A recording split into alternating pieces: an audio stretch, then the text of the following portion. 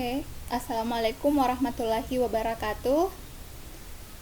Baik, pertemuan kita yang hari ini adalah bagaimana cara menginput atau memasukkan data dalam aplikasi SPSS ya. Jadi, Ibu akan memberikan tutorial cara untuk menginput atau memasukkan data. Jadi, yang pertama terlebih dahulu adalah kita membuka aplikasi SPSS-nya. Jadi, di sini sudah ada layar desktop-nya. Kemudian kita klik 2 kali aplikasinya.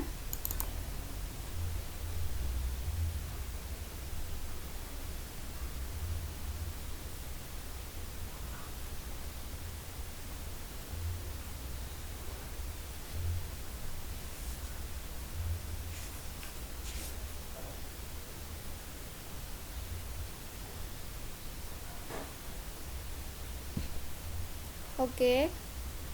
Masih berproses untuk membuka.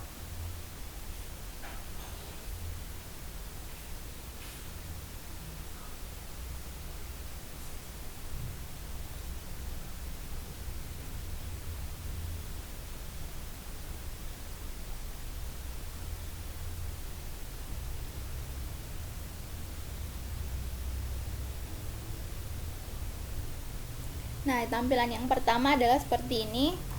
Untuk jendela yang ini kita close saja ya.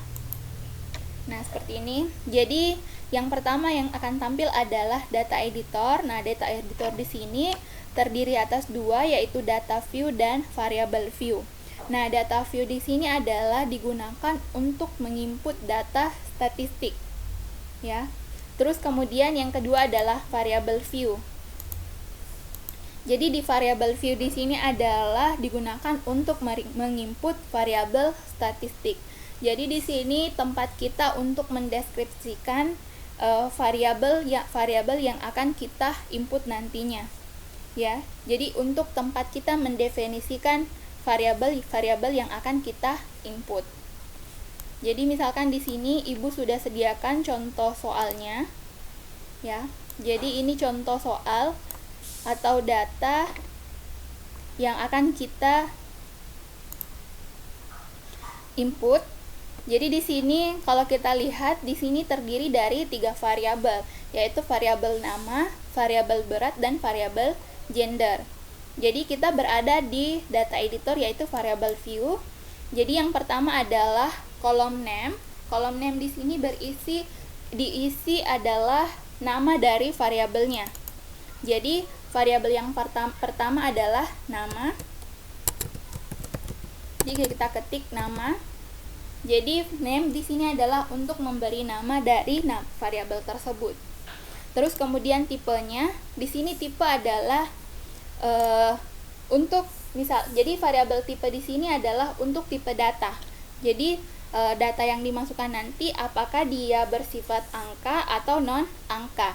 Nah, sementara untuk nama nantinya berarti berisi non angka atau berisi karakter.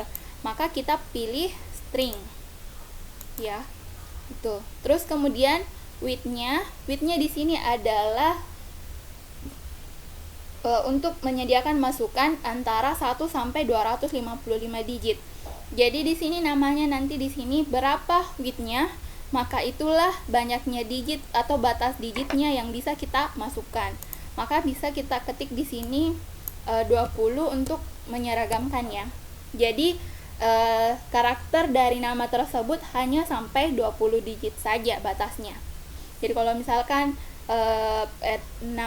nama dari responden nanti ada yang terlalu panjang, bisa kita ketik misalkan 30 dan sebagainya. Tapi untuk data ini kita cukup ketik 20 saja. Terus kemudian desimal. Jadi karena ini data karakter, maka desimalnya kita abaikan. Terus kemudian untuk label di sini adalah untuk memberikan keterangan atas nama dari variabelnya. Ya. Jadi identitas dari sebuah variabel. Misalkan di sini nama di sini maksudnya adalah nama dari responden. Maka kita ketik nama responden. Nah, terus kemudian valuesnya kita, karena ini adalah data string atau karakter, maka valuesnya itu kita anggap bahwa responden itu hanya punya satu nama, maka valusnya kita nonkan. Terus kemudian missing di sini adalah adalah data yang hilang atau tidak ada isinya. Misalkan dari responden ada yang tidak punya nama, tetapi untuk data ini kita menganggap bahwa semua responden mempunyai nama, maka missingnya kita abaikan. Terus kemudian untuk kolom, nah kolom di sini hampir sama dengan weight tadi, menyediakan lebar kolom yang diperlukan untuk pemasukan data. Ya. Nah, untuk keseragaman kita ketik 20. Terus kemudian align. Nah, align di sini adalah posisi data, ya. Nah, untuk posisi data kita pilih left, ya. Berarti nanti data nama itu akan berada di posisi sebelah kiri. Terus kemudian measure di sini adalah tipe variabel untuk menentukan jenis analisis yang akan digunakan. Nah, untuk data string maka pilihannya dia nominal atau ordinal. Tetapi karena ini adalah nama, berarti satu orang hanya punya satu nama yang bersifat unik atau setara, maka kita pilih nominal saja. Nah, terus kemudian untuk rule-nya di sini adalah peran dari sebuah variabel data. Jadi di sini pilihannya bisa input, target, both. Jadi di sini adalah misalkan input untuk misalkan variabel tersebut berisi tentang variabel independen. Terus kemudian target apabila variabel tersebut bersifat dependen, atau kemudian both untuk apabila variabel tersebut bersifat bisa kedua-duanya. Tetapi ini tidak berpengaruh ya. Jadi kita pilih saja input untuk semua jenis variabel ya.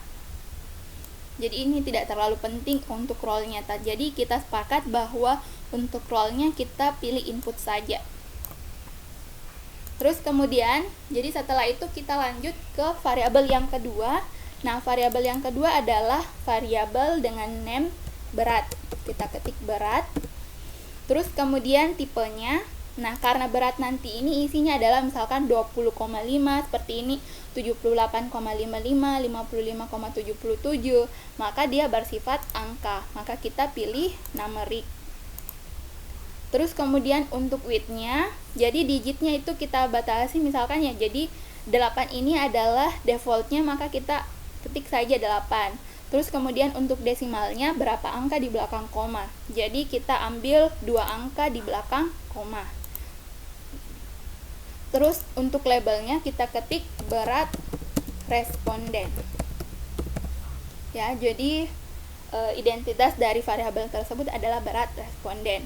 Terus kemudian valuesnya kita abaikan, missingnya kita abaikan. Terus kemudian kolomnya kita defaultkan saja 8. Terus untuk alignnya kita pilih right ya. Berarti nanti data beratnya itu berada di sebelah kanan. Terus kemudian measure-nya di sini adalah karena ini merupakan numeric, maka kita pilih scale. Jadi scale di sini adalah bersifat interval dan rasio, maka kita pilih scale. Terus input role-nya input. Terus kita lanjut ke variabel yang ketiga yaitu gender, maka kita ketik name-nya gender. Terus kemudian gender ini jadi gender ini pilihannya kan hanya 2, pria dan wanita ya. Jadi gender ini bisa kita kategorikan string. Jadi pada saat kita menginput, kita ketik pria, kita ketik wanita, begitu seterusnya ya. Tetapi untuk memudahkan kita pilih saja numeric. Ya, numeric dengan cara kita memberikan asumsi bahwa untuk 1 kita wakili pria, kemudian angka 2 mewakili wanita. Ya, jadi tipenya kita beri numeric. Terus kemudian width-nya kita pilih 8 saja untuk defaultnya, kemudian desimalnya 0. Terus kemudian labelnya kita beri jenis kelamin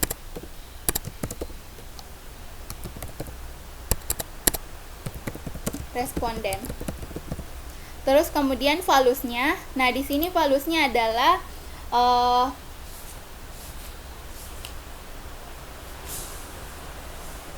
untuk proses pemberian kodenya ya. Jadi valusnya di sini misalkan tadi 1. Kemudian labelnya adalah pria ya. Kita add. Terus kemudian valusnya 2, labelnya wanita. Kita add lagi. Terus kemudian jadi pilihannya hanya pria dan wanita. Kalau sudah kita oke. Ya. Terus kemudian missingnya kita abaikan, kolomnya defaultkan saja. Kemudian alignnya right, berarti dia di rata kanan. Kemudian measure-nya kita pilih scale. Ya, terus kemudian role-nya input. Itu ya. Jadi variabel view-nya sudah kita masukkan semua identitas-identitasnya ya. Selanjutnya adalah kita mengisi data view. Jadi variabel view di sini, kemudian data view-nya. Jadi data view di sini ceritanya adalah bagian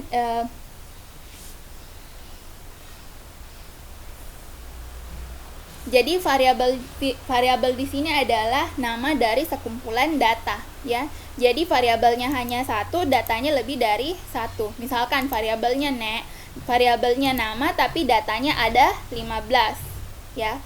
Seperti itu. Jadi kita tinggal memasukkan saja, misalkan Amir beratnya 78,55. Jadi untuk pada saat kita mengetik angka koma, kadang-kala misalkan ini tergantung dari laptop ya. Ada yang bisa pakai koma, tapi ada juga yang komanya itu menggunakan titik, maka kita ketik titik. Kemudian gendernya, jadi tadi gendernya kita ketik 1 dan 2 saja. Jadi misalkan pria tadi untuk 1 ya. Terus kemudian lanjut ke data yang kedua, Sisilia. Terus beratnya 55,77. Kemudian gendernya 2. Kemudian Iin 58,99, gender 2. Sugeng 76,92. 1. Lina 55,67. 2. Oke, begitu seterusnya sampai di data ke-15. Ana beratnya 50,23, gender 2. Nah, itu. Nah, setelah itu kita save. Jadi caranya adalah ketik file, klik file, kemudian save as. Nah, terus kemudian kalian pilih tempat penyimpanannya di mana. Itu ya. Terus kemudian file name-nya klik apa? Misalkan berat. Ya. Kemudian di save.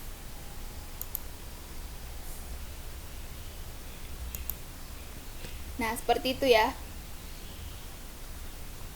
Jadi, itulah tadi tutorial cara untuk memasukkan data ke dalam aplikasi SPSS. Jadi, tempat untuk menginput variabel ada di variabel view. Jadi, untuk mendefinisikan variabelnya kita berada di variabel view. Kemudian, untuk memasukkan data dari variabelnya adalah kita berada di data view.